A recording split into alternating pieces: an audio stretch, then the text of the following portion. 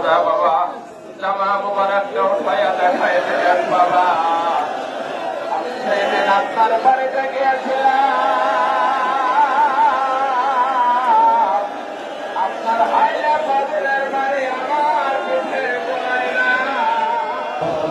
লক্ষ কোটি সালাম জানাই আমার জিন্দা নবীর কদমে, যার খাতিরে নাজাত পাবো রোজ হাসরের ময়দানে। আল্লাহ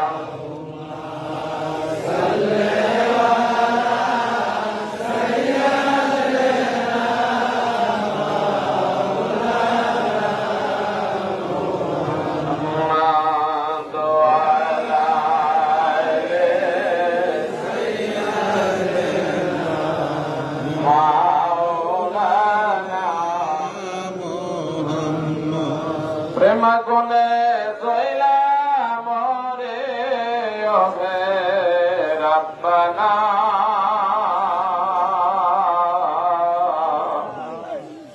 আমি যাহার প্রেমে পাগল তিনি মদিনা। আল্লাহুম্মা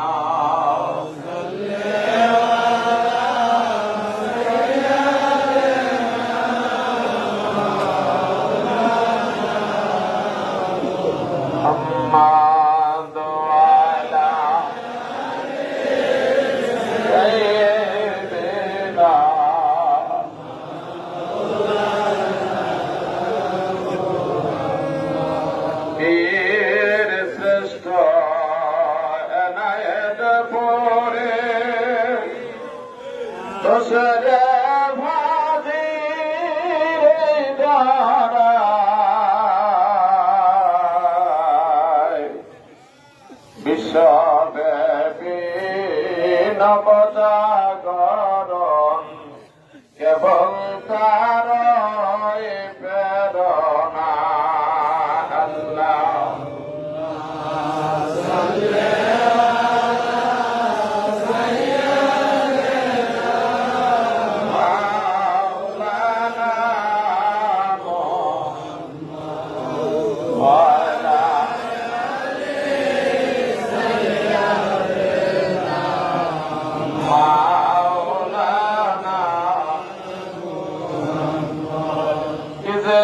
মন্ত্র শিখাইয়া বাবা আঙ্গুল বসায় সিনাতে, মুর্দা দিল জিন্দা করে ইত্তেহাদে দাওয়াত। আল্লাহ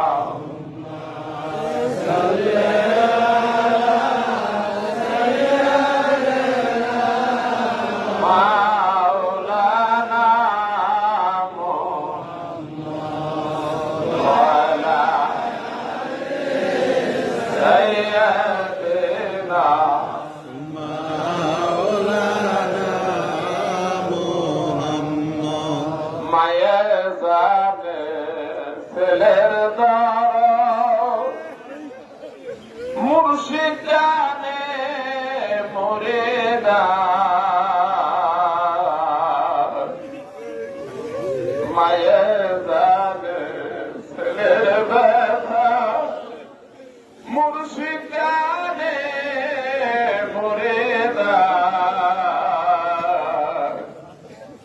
মুরিদের ব্যথায় সোনার দেহ করলেন কঙ্কাল সারা। আল্লাহ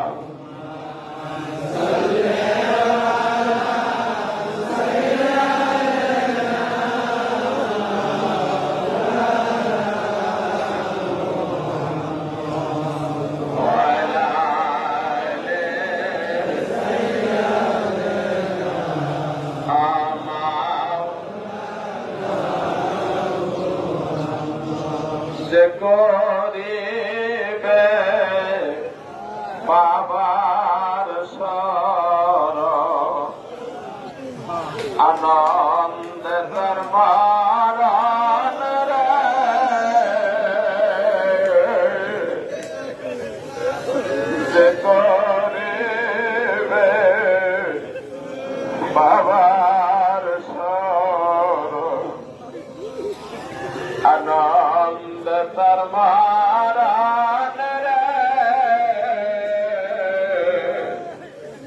যে করিবে বাবার স্মরণ বাবাকে করিলে স্মরণ বাবা তোর হয় তখন হৃদয় মাগে শান্তি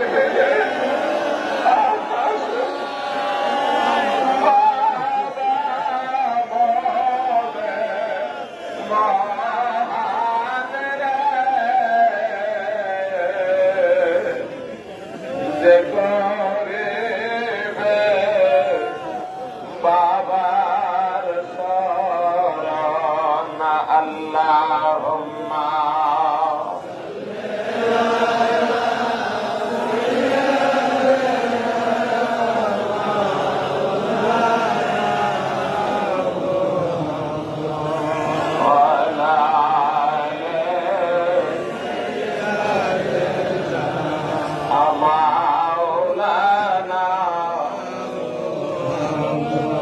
আমরা ভিখারি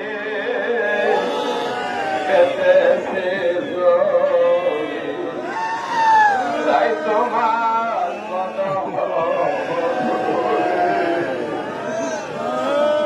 আমরা ভিখারি পেতেছি জমি তাই তোমার কদম ধুলি বাবা করারে মাজা জয়সে তোমারে অকলে ফেরে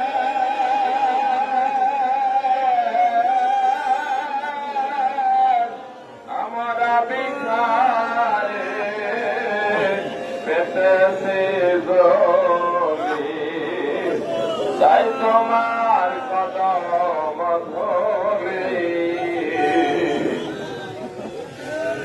মেয়ে ভাইরা আমার পীরের মতো আপন পীরের মতো বন্ধু এই দুনিয়ার বুকে আর কেউ হইতে পারে না। পীর কত বড় ঘর একজন মুরিদ বুঝতে পারে যখন কঠিন মুসিবতে পড়ে যায়।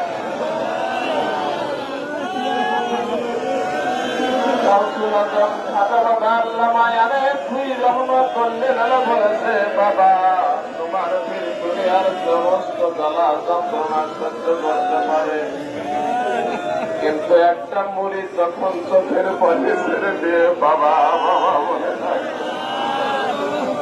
বাবারে তোমার পীরের করে যায় আর মানে না করে যায় বরদাস্ত হয় না। রোহানি অবস্থায় পীর তখন মুরিদকে কামালের করে উঠায় দেয়। পীরের মতো আপন পীরের মতো বন্ধু বোধের বাড়িতে কেউ হয় না আর হবে না হবে না। গাউসুল আজম খাজা বাবা আল্লামা ইয়াদের পীর রহমাতুল্লাহ একজন আশেক ছিলেন। ওই জাতের বই তরিকা নেওয়ার পরে তরিকতের আমল করতেন, শেষ রজনীতে উঠতেন, কান্নাকাটি করতেন, রহমতের সময় রহমত ডাকতেন। ঘরে বসে শেষ রজনীতে খাজা বাবা আল্লামা ইয়াদের পীর রহমাতুল্লাহ শিক্ষা অনুযায়ী তিনি রহমতের সময় উঠে তিনি আল্লাহকে ডাকতেছেন। ডাকতে ডাকতে কিছুক্ষণ পরে দেখতে পারে তার আপন মুর্শিদ তার ঘরে হাজির হয়েছে। মুরিদ যখন পীরকে দেখতে পারে দুনিয়ার কোনো কিছু মনে থাকে না, দুনিয়ার কোনো কিছু খেয়াল থাকে না। এদিকে তার স্বামী কৃষক হাল বাইতে গেছে, বেলা দ্বিপহর হয়ে গেছে, স্বামী হাল ছেড়ে দিয়ে বাড়িতে আসছে, বিবিকে ডাক দেয়, বিবি শোনে না। ঘরের ভিতরে দাঁড় করে কাঁদতেছে, আপন মুর্শিদ তার ঘরের ভিতরে হাজির হয়ে গেছে। স্বামী একটা ডাকতে পিঠে ডাকতে শুনে না ঘরের ভেতরে যায় দেখে মুসল্লা বিছায়া বিবি বসে বসে কাঁদতেছে। স্বামী বুঝতে পারে না পেছন দিক থেকে যায় হাইলে পাদন দিয়ে 3টা বাড়ি দিয়েছে। বিবি ঘুরে তাকায় দেখে স্বামী আপনি আমাকে কেন মারতেছেন? কি হয়েছে? যে বিবিনের জ্বালাতে বড় হয়ে গেছে, তুই রান্না করস নাই, আমি ডাকতেছি তুই শোনস না। বিবি কান্দে আর কয় স্বামী গো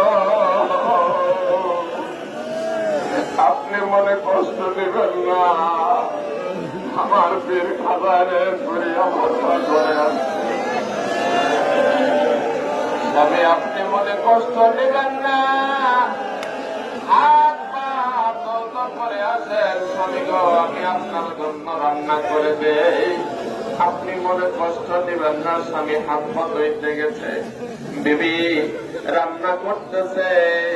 রান্না করা শেষ হয়ে গেছে, স্বামীকে খানা খাইতে দেয় আর গায়ে বাতাস দেয়। ডাক দিয়ে কয় স্বামী গো আপনি মনে কষ্ট নেবেন না, আপনি জানেন না সবাই করে আমার করে